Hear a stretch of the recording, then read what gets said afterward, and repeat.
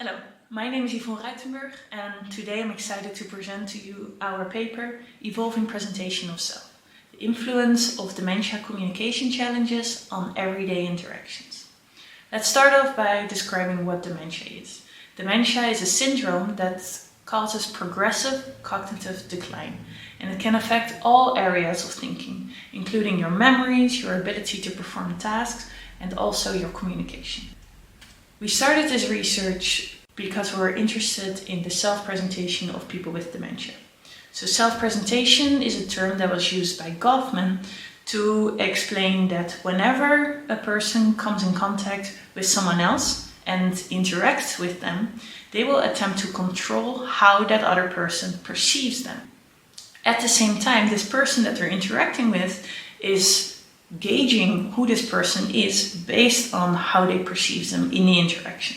So it's a two-way street which happens in every interaction.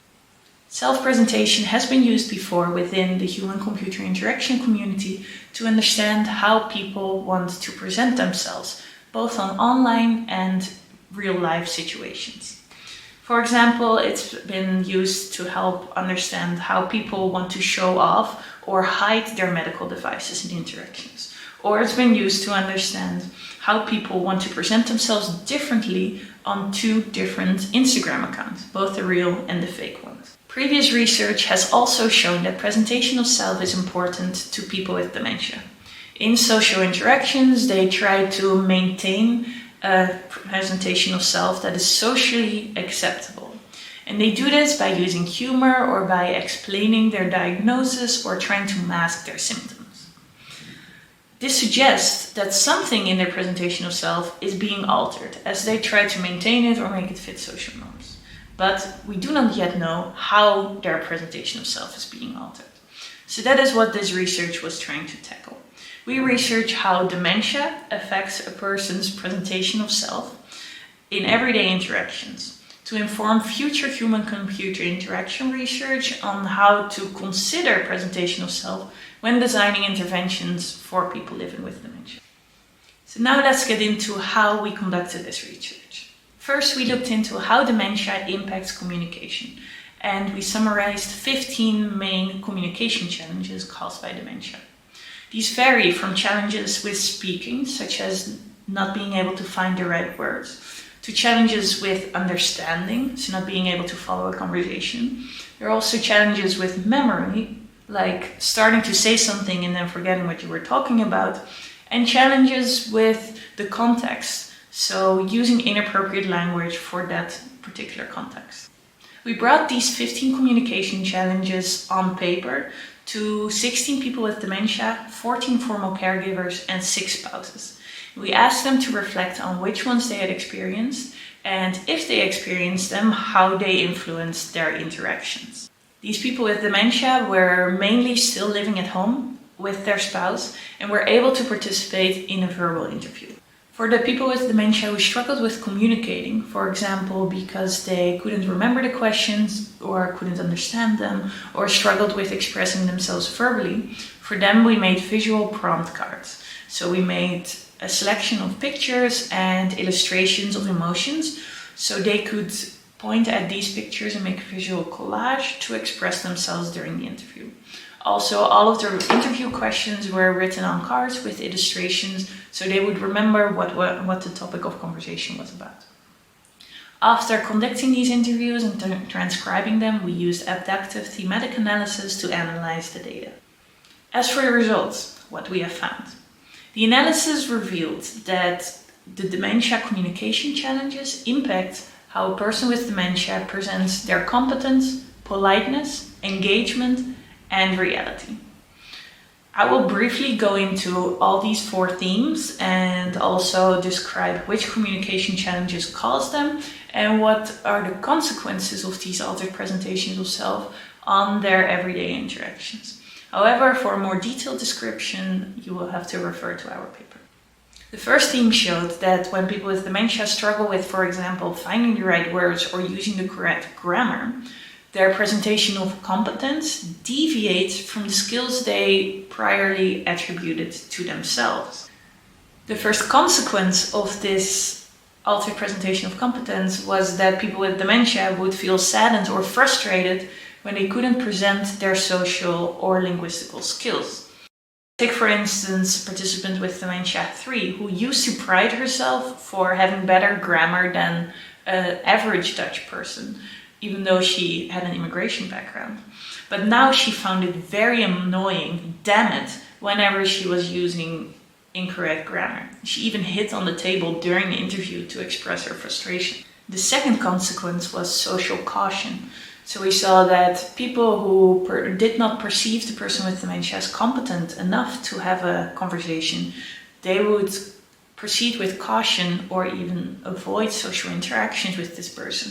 And at the same time, the people with dementia who felt not competent enough to participate in an interaction, they would avoid the interactions or be cautious in them as well. So for instance, participant with dementia 2 would give disclaimers whenever trying to tell a story. She would say it's definitely not the whole story, to kind of discredit herself.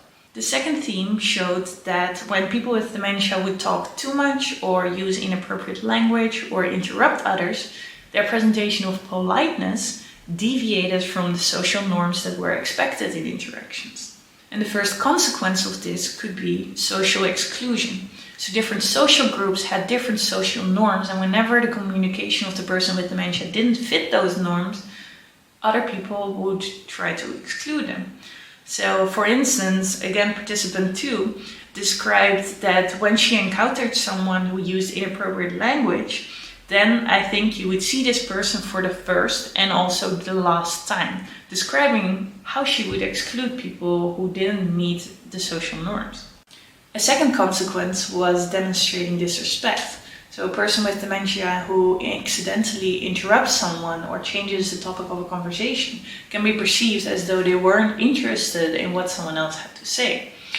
So for instance, participant with dementia 10 described how if someone interrupted her, she felt disrespected, as she felt, I think they're not listening to me.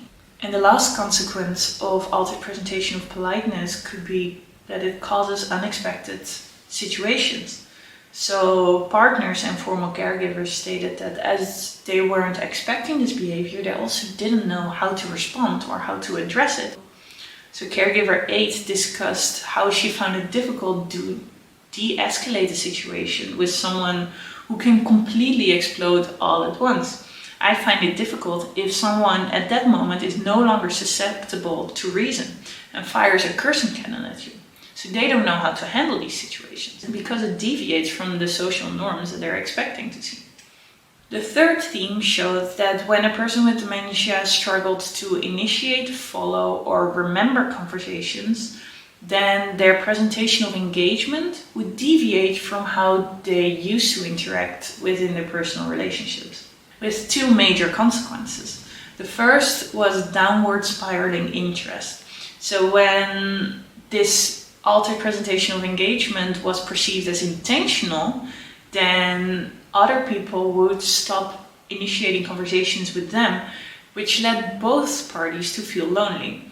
So for instance, participant with dementia 9 described how she would get annoyed when her son would stop speaking to her. He is not trying to finish the story because he notices I am not focused. He says if I'm not focused, he will not put in effort to continue telling me this. But she also said that this lack of focus is not intentional. She just cannot follow the story. It's because of dementia. It's not because she's not interested. Second consequence, which is mainly felt by the partners of people with dementia, is a lack of mutual care. Even though these partners take over many tasks, they do not see a reciprocal caring from their partners because they cannot explain well enough what they need from their partner, and also because their partner's communication sometimes lacks empathy. And so spouse 1 mentioned that she cannot approach her husband for support because he doesn't understand what she's needing. I cannot count on him that he will do certain things. That is completely gone. I feel angry and wonder, why am I still here? What am I actually still doing here? Then the last theme showed that when people with dementia struggle to interpret or remember information, or when they have hallucinations and talk to those people or misremember events, their presentation of reality deviates from other people's worldviews, which has three main consequences. Which the first one is that partners and formal caregivers start seeking the true reality behind what these people with dementia are saying.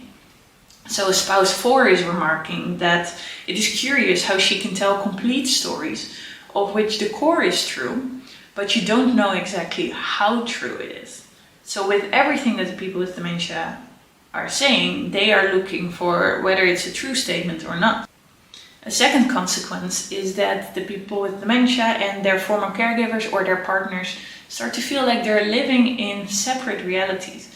This especially happens when they're unable to communicate their experience, as is expressed by spouse 1, who finds it very annoying when she cannot uncover what her husband did that day during daycare. So she asks, "What have you done today at daycare?" He says, "Yes, the same thing. And sometimes I know he is arranging flowers when he brings flowers back, but otherwise I just do not know." And the last consequence of the altered presentation of reality is the never-ending grounding that the formal caregivers and partners feel they have to do. Because the person with dementia may not always remember that they've already asked a question or have already told a story, these other people feel they have to continuously repeat the same information. So for instance, spouse 4 finds it extremely draining to remind his wife that her brother has died. She'll ask, "How is my brother?" And then I have to tell her again that we have buried him. She will start crying again and be very sad. But then again, 5 minutes later, she will have forgotten it again. So these communication challenges change the way the person with dementia presents their competence, politeness, engagement, and reality. And in extreme cases, people now perceive them as stupid, rude, uninterested, and insane. And these were words used in the interviews. So these were told by the people with dementia, caregivers and partners themselves, which is of course extremely stigmatizing.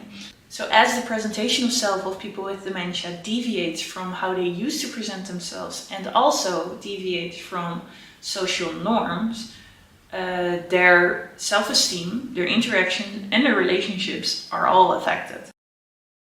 Now, what does all of this mean for the HCI community? Well, first of all, we recommend that any intervention that addresses people with dementia should consider how this intervention affects their presentation of self in interactions, as this will hugely affect how they feel themselves within this social setting and also how other people will engage with them. Moreover, we highlight the need for interventions that help people with dementia and the people around them to create more mutual understanding. And this is both mutual understanding of experiences they've had, but also mutual understanding of intentions. So whether they are engaged in the interaction and whether they are polite or not. Also, we recommend initiatives that help reduce dementia stigma by showing that people with dementia who experience communication challenges can still be competent, polite, engaged, and sharing this reality. Reducing this stigma could potentially avoid future social exclusion. We also highlight that there is a need for formal caregivers and partners to expect the unexpected communication. So they will know how to address it and how to respond it to prevent social harm to them. Lastly, we recommend a shift in focus within dementia interventions. Rather than striving to maintain presentation of self, we should be accepting and encouraging the evolving presentation of self. Here we can gain inspiration from other HCI works that help users experiment with their presentation of self without striving for consistency. Because the evolving presentation of self doesn't have to be a bad thing. This was shown by the last most inspiring quote in my research, which was by participant 9 who struggled with word finding. But he said that it keeps getting more fun actually. Life in a person with dementia. It really becomes your language, your own language, and I like that. So change doesn't have to be a bad thing, so why treat it as such? Thank you for listening.